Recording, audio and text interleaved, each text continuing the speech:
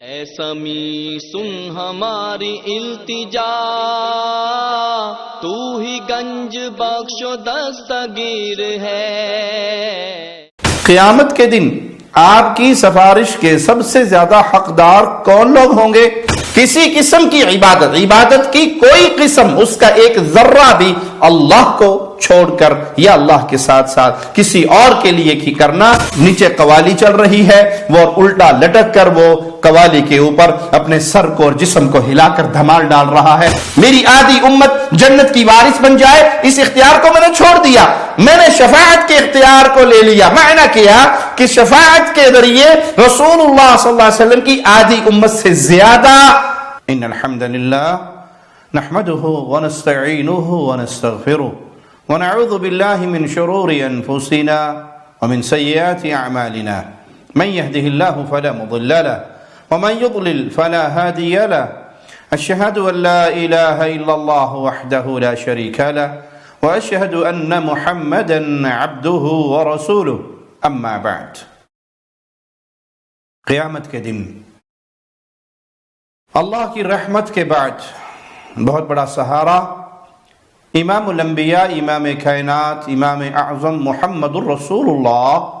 صلی اللہ علیہ وسلم کی شفاعت کا ہوگا۔ آپ ہی کی شفاعت سے انسانیت کا حساب و کتاب شروع ہوگا، پھر آپ ہی کی شفاعت سے بہت سے لوگ جہنم سے بچا کر اللہ کی جنت میں داخل کر دیے جائیں گے۔ اے اللہ، تجھے تیرے پیارے ناموں کا واسطہ ہے مولا، اپنی رحمت سے، اپنے فضل سے، اپنے کرم سے ہمیں بھی ان پیاروں میں شامل فرما دے جن کو تو اپنی رحمت سے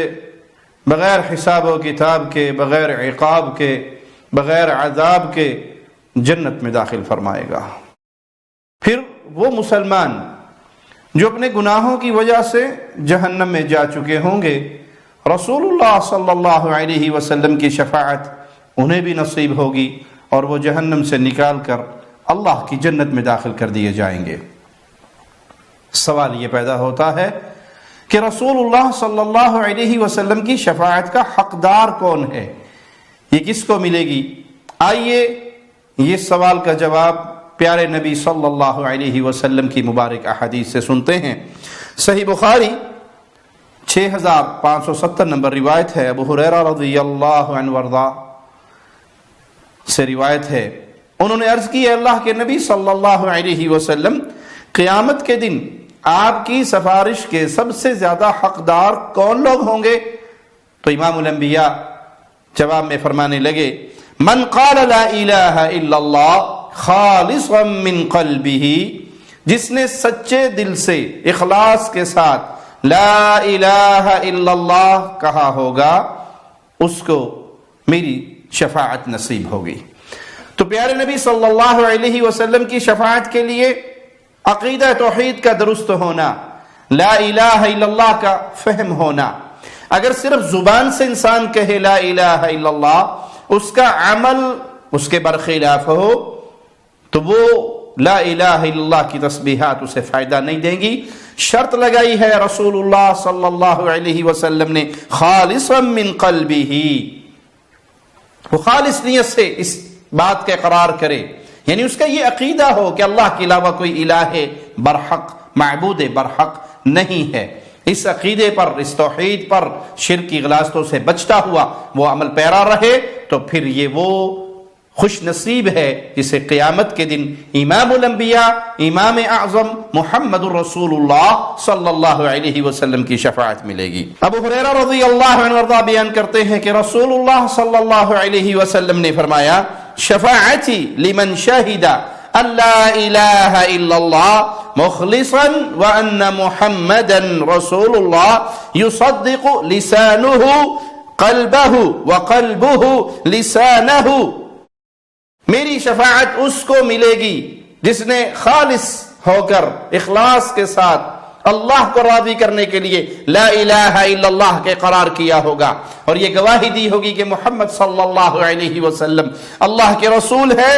اس کی زبان کی تصدیق اس کا دل کرے اور اس کے دل کی تصدیق اس کی زبان کرے، یعنی قول اور فعل میں تضاد نہ ہو، جو وہ کہہ رہا ہے وہ دل کے یقین کے ساتھ کہہ رہا ہے، جو اس کے دل میں یقین ہے وہی اس کی زبان پر ہو، اس کو یقین بھی ہو اور اقرار بھی ہو کہ اللہ کے علاوہ کوئی معبود برحق نہیں، اللہ کے علاوہ کوئی عبادت کا حقدار نہیں، اللہ کے علاوہ کسی کی عبادت نہیں کی جا سکتی، کسی کے ساتھ وہ معاملات عبادت والے جو خالص حق ہے اللہ کا وہ کسی اور کے ساتھ نہیں کیے جا سکتے، کسی اور کو نہیں پکارا جا سکتا، کسی اور کے سامنے ماتھے نہیں ٹیکے جا سکتے، کسی اور کے لیے رکوع نہیں ہو سکتے، کسی اور کے لیے وہ قیام جو ہم خالص اللہ کے لیے کرتے ہیں وہ نہیں ہو سکتا، کسی اور کے لیے نذر، نیاز، ذبح، قربانی، کسی قسم کی عبادت کی کوئی قسم، اس کا ایک ذرہ بھی اللہ کو چھوڑ کر یا اللہ کے ساتھ ساتھ کسی اور کے لیے کی کرنا، یہ انسان کو ہلاکت اور بربادی اور شرک کے راستے پہ دھکیل دیتا ہے۔ جس نے اپنے دامن کو بچایا شرک کی غلاظتوں سے اور خالص ہو کر لا الہ الا اللہ محمد الرسول اللہ اقرار کیا، دل اور زبان ایک دوسرے کی تصدیق کر رہی ہو، اس حال میں اس نے ایمان کی لذت کو پایا، یہ وہ خوش نصیب ہے جسے قیامت کے دن رسول اللہ صلی اللہ علیہ وسلم کی شفاعت ملے گی۔ ابو ہریرہ بیان کرتے ہیں کہ رسول اللہ صلی اللہ علیہ وسلم نے فرمایا لِكُلِّ نَبِيٍّ دَعْوَةٌ مُسْتَجَابَةٌ، ہر نبی کی ایک ایسی دعا ہے جو اللہ مالک یقینی طور پہ قبول کرتا ہے۔ ہر نبی کو یہ اختیار دیا گیا، ایک دعا کا حق دیا گیا کہ یقینی طور پہ قبول ہوگی، جو مانگنا ہے مانگ لو۔ فَتَعَجَّلَ كُلُّ نَبِيٍّ دَعْوَتَهُ، ہر نبی نے اپنی اس دعوت کو استعمال کر لیا، وہ مانگ لی، جلدی کی دنیا کے اندر ہی اپنی وہ دعا اللہ کے سامنے پیش کر کے منظور کروا لی۔ قربان جاؤں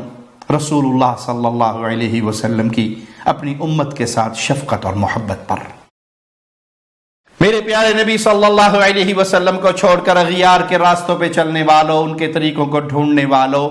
پیارے نبی صلی اللہ علیہ وسلم کی احادیث کو سن کر یہ کہنے والوں حدیث تو ٹھیک ہے پر ہمارے مذہب کے خلاف ہے، حدیث تو ٹھیک ہے ہمارے امام کے قول کے خلاف ہے، حدیث تو ٹھیک ہے ہمارے بزرگوں نے ایسا نہیں کہا، حدیث تو ٹھیک ہے لیکن ہمارے محلے کے مولوی صاحب کہتے ہیں کہ یہ حدیث ہمارے مذہب کی نہیں ہے، یہ حدیث تو فلاں لوگوں کے لیے ہے۔ پیارے نبی صلی اللہ علیہ وسلم کی احادیث کو چھوڑنے والوں، اپنی زندگی سے رسول اللہ صلی اللہ علیہ وسلم کے طریقہ کار کو نکال دینے والوں، شادی بیاہ کے موقع پر ہندوؤں کو یاد رکھنے والوں، تجارت کرتے ہوئے یہودیوں کے طریقوں پہ چلنے والوں،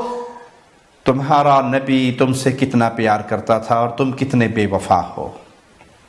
ہر نبی نے اس دعوت کے حق کو استعمال کر لیا، لیکن رسول اللہ صلی اللہ علیہ وسلم فداہ ابی و امی فرماتے ہیں میں نے اپنی اس دعوت کو محفوظ کر لیا، قیامت کے دن کے لیے میں وہ دعوت بطور شفاعت کے اپنی اس پکار کو اللہ کے سامنے رکھوں گا کہ اللہ تو نے اختیار دیا تھا، جو مانگنا ہے مانگو، ایک تیری دعوت ضرور قبول کی جائے گی، ایک دعا ضرور قبول ہوگی۔ آج میدان حشر میں قیامت کے دن اللہ کے رسول صلی اللہ علیہ وسلم اس کو اختیار کریں گے، فَهِيَ نَائِلَةٌ إِن شَاءَ اللَّهُ مَن مَّاتَ مِنْ أُمَّتِي لَا يُشْرِكُ بِاللَّهِ شَيْئًا، اور میری یہ دعا ہر اس میرے امتی کے حق میں قبول ہوگی جو اس حال میں مرا کہ اس نے اللہ کا شریک نہ بنایا ہو، وہ یا علی مدد کے نعرے نہ لگاتا ہو، یا رسول اللہ مدد کے نعرے نہ لگاتا ہو، وہ جانوروں کو غیر اللہ کے نام پر ذبح نہ کرتا ہو، وہ پیر بابا کے نام کی 11ویں نہ دیتا ہو، وہ کسی اور کے نام پہ نظر و نیاز نہ کرتا ہو، وہ ہاتھوں میں بابا کے دیے ہوئے کڑے پہن کر شفا کی امیدیں نہ رکھتا ہو، وہ اپنے گھر کی چار دیواری پر کالی الٹی ہنڈیاں رکھ کر اس بدعقیدگی میں مبتلا نہ ہو جاتا ہو کہ اس کے رکھنے سے اب نظریں نہیں لگیں گی، وہ اپنی گاڑی کے آگے جوتی باندھ کر یہ بدعقیدہ نہ رکھتا ہو کہ اب ایکسیڈنٹ نہیں ہوگا، اس جوتی کے لٹکانے سے ساری نظر بد دور ہو جاتی ہے۔ وہ بچہ جو 9 مہینے ماں کے پیٹ میں انتہائی محفوظ رہا، اللہ کا دیا ہوا اپنے نصیب کا رزق پاتا رہا اور صحیح سالم اس دنیا میں آیا، آتے ہی اس کے گلے کے اندر، اس کی ٹانگ پر، اس کی بازو پر، اس کے ہاتھ میں کوئی تعویذ باندھ دینے والا نہ ہو، وہ شرک کرنے والا نہ ہو، وہ غیر اللہ پہ امیدیں لگانے والا نہ ہو، وہ غیر اللہ کو سجدے کرنے والا نہ ہو، وہ ایک اللہ کو ماننے والا ہو۔ گناہ اگر ہے شرک کا دامن میں گناہ نہ ہو تو رسول اللہ صلی اللہ علیہ وسلم نے خوشخبری دی، فَهِيَ نَائِلَةٌ، یہ ملے گی، یہ اس کا نصیب میں آئے گی۔ ہر میری امت کا وہ فرد جو توحید کی حالت میں عقیدے کی سلامتی کے ساتھ مرا ہو، اس نے شرک نہ کیا ہو۔ چاہتے ہو حشر کے میدان میں آپ کو رسول اللہ کی شفاعت ملے، چاہتے ہو قیامت کے دن جب ہر طرف نفسی نفسی کا عالم ہوگا، وہاں پر کوئی ہو جو آپ کے لیے اللہ کے سامنے سفارش کر رہا ہو، اللہ میری امت پر رحم کر دے، اللہ میری امت کو معاف کر دے، اللہ میری امت کی خطاؤں کو درگزر کر دے، اللہ یہ میرا امتی ہے، اس کو جہنم سے بچا لے، چاہتے ہو تو آج عقیدہ توحید کو درست کیجئے، اللہ کو راضی کیجئے، مردوں کو راضی نہ کریں، پیر و بابا کے راضی کرنے کے چکر میں اپنے خالق کو ناراض نہ کریں۔ حد ہو گئی ہے، حد ہو گئی ہے، جہالت اور بد عقیدگی کی حد ہو گئی ہے۔ ایک مزار کا ہم نے منظر دیکھا، لوگ پیر کی قوالی پر دھمال ڈالتے ہیں، ہم نے سنا تھا، ہم نے دیکھا بھی ہے، ہم نے اس کا بارہا رد بھی کیا کہ یہ ہندوانہ طریقے ہیں، شریعت محمدیہ اور مبارک اسلام کی شریعت اس کا اس سے کوئی تعلق نہیں۔ اب تو بے حیائی کی، بد عقیدگی کی یہاں تک حد ہو چکی ہے کہ ایک شخص الٹا لٹکا ہوا ہے بابا جی کے مزار پہ اور نیچے قوالی چل رہی ہے، وہ الٹا لٹک کر وہ قوالی کے اوپر اپنے سر کو اور جسم کو ہلا کر دھمال ڈال رہا ہے۔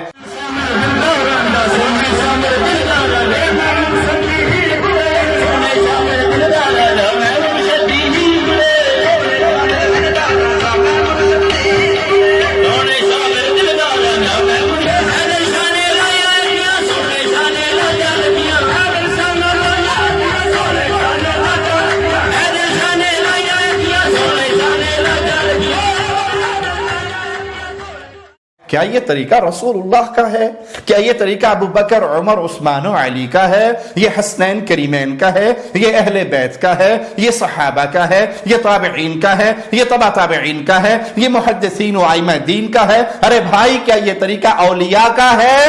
نہیں، اللہ کی قسم شیطان نے تمہیں گمراہ کر دیا ہے۔ لوٹ آؤ اس پیارے نبی صلی اللہ علیہ وسلم کی طرف جسے ایک دعا کا اختیار ملا، لیکن اس نے وہ دعا سنبھال لی، محفوظ کر لی کہ قیامت کے دن میری امت پریشان ہوگی، میں اللہ کے سامنے سوالی بنوں گا۔ مولا تو نے اختیار دیا تھا نا، تو آج وہ اختیار استعمال کرتا ہوں، میری امت کے ہر اس بندے کو بخش دے جس نے تیرے ساتھ کسی کو شریک نہ ٹھہرایا ہو۔ مزاروں پہ الٹے لٹک کر ناچنے والوں، دھمالے ڈالنے والوں، اس عقیدے کے ساتھ کہ ہماری اس دھمال سے یہ بابا جو قبر میں دفن ہے یہ راضی ہو جائے گا، یہ خوش ہو جائے گا، اور جب یہ خوش ہوگا سارے دکھ مٹ جائیں گے، ساری مصیبتیں ختم ہو جائیں گی، ساری آزمائشیں ٹل جائیں گی، بچے ٹھیک رہیں گے، رزق میں فراوانی رہے گی، گھر کے اندر خیر و برکات رہیں گی۔ یہ عقیدے رکھنے والوں، اس عقیدے کو لے کر ان بابوں کی قبروں پہ آ کر چادریں چڑھانے والوں، دھمالے ڈالنے والوں، قوالیے کرنے والوں، پیسوں کی نیاز نذر جانوروں کی دینے والوں، تمہارا توحید کے عقیدے سے کوئی رشتہ نہیں ہے۔ چاہتے ہو قیامت کے دن شفاعت رسول ملے تو آج آؤ توحید کی طرف۔ بابا فوت ہو گیا، نیک تھا، اس کی قبر جنت کا باغ بن گیا، معاملہ الٹا تھا، تب بھی یہ جانے اور اس کا اللہ جانے، تمہیں جو درس دیا گیا وہ توحید کے پیغام کو ماننے کا درس دیا گیا۔ شفاعت اس کے حصے میں آئے گی، من مات من امتی لا یشرک باللہ شیئا، میری امت کا ہر وہ نوجوان، میری امت کا ہر وہ فرد، میری امت کا ہر وہ شخص جو شرک کی حالت میں نہ مرا ہو، توحید پہ مرا ہو، وہ ضرور حصہ پائے گا۔ ابن ماجہ 4317 نمبر روایت ہے، سیدنا عوف بن مالک بیان کرتے ہیں رسول اللہ صلی اللہ علیہ وسلم نے فرمایا، آتانی آتی من عند ربی، میرے رب کی طرف سے آنے والا ایک فرشتہ آیا، فخیرنی بین ان یدخل نصف امت الجنہ و بین الشفاعہ، اس نے مجھے اختیار دیا، اللہ کی طرف سے آنے والا آیا اور میرے سامنے آپشن رکھا، آپ چاہیں آپ کی آدھی امت اللہ ان کو جنت میں داخل کر دے گا، اور اگر آپ چاہیں تو شفاعت کا حق لے لیں، فاخترت الشفاعہ وہی لمن مات لا یشرک باللہ شیئا، تو میں نے اس اختیار کو تو چھوڑ دیا کہ میری آدھی امت جنت میں چلی جائے، آدھی جنت، میری آدھی امت جنت کی وارث بن جائے، اس اختیار کو میں نے چھوڑ دیا، میں نے شفاعت کے اختیار کو لے لیا۔ معنی کیا کہ شفاعت کے ذریعے رسول اللہ صلی اللہ علیہ وسلم کی آدھی امت سے زیادہ اہل جنت ہوں گے۔ لیکن پیارے نبی صلی اللہ علیہ وسلم نے وہ فارمولہ بھی دے دیا کہ یہ شفاعت ملے گی کس کو؟ وہی لمن مات لا یشرک باللہ شیئا، اس کے حصے میں آئے گی جس نے اللہ کے ساتھ کسی اور کو شریک نہ کیا ہو۔ اخبارات میں پڑھنے والوں، میرا یہ ہفتہ کیسے گزرے گا؟ میرا ستارہ تاریخ پیدائش کے حوالے سے فلاں بنتا ہے، جس سے میری شادی ہو رہی ہے اس کا فلاں بنتا ہے، ہمارے تو برج الگ ہیں، ہماری کبھی شادیاں کامیاب نہیں ہوں گی، ہماری اولادوں میں خیر نہیں ہوگی، یہ سب جادوگری ہے، یہ کاہنوں کا کام ہے، یہ شیاطین کی عبادت ہے، اس کا اسلام سے کوئی تعلق نہیں ہے۔ اللہ کے لیے اپنے رشتے اپنے رب سے جوڑو۔ آسمان سے بارش برسے اور کوئی یہ کہے یہ اللہ کا فضل ہے، وہ مؤمن ہے، اور آسمان سے بارش برسے اور کہے فلاں ستارے کی وجہ سے، فلاں پیر و بابے اور شیخ و حضرت کی وجہ سے برسی ہے، تو اس کا ایمان برباد ہو گیا۔ ارے بھائی، ایک بارش اگر اللہ سے ہٹا کر کسی اور کی طرف منسوب کر دی جائے، بندے کا ایمان برباد ہو جاتا ہے۔ اور جو بیٹے کا نام پیر دیتا رکھے، جو بیٹے کا نام عبد النبی، عبد الرسول، عبد المصطفیٰ رکھے، جو بیٹے کا نام عبد العلی، عبد الحسین، عبد الزہرا رکھے، اس کا ایمان کہاں باقی رہے گا؟ اپنے ایمان کی خیر منائیے۔ چاہتے ہو رسول اللہ صلی اللہ علیہ وسلم کی شفاعت مل جائے تو پھر یاد رکھو شرک سے اپنے دامن کو بچانا ہوگا۔ اب ضرور اللہ کی رحمت سے، مصطفیٰ علیہ الصلوۃ والسلام کی شفاعت سے اللہ کی جنت کے مہمان بنو گے۔ اللہ تجھے تیرے پیارے ناموں کا واسطہ ہے مولا، قیامت کے دن ہمیں ان پیاروں میں شامل فرما دے جو تیرے نبی کی شفاعت پائیں گے اور تیری جنت کے مہمان بن جائیں گے۔ اقول قولی ھذا واستغفر اللہ لی ولکم ولسائر المسلمین۔ شب گریزاں ہوگی آخر جلوائے خورشید سے،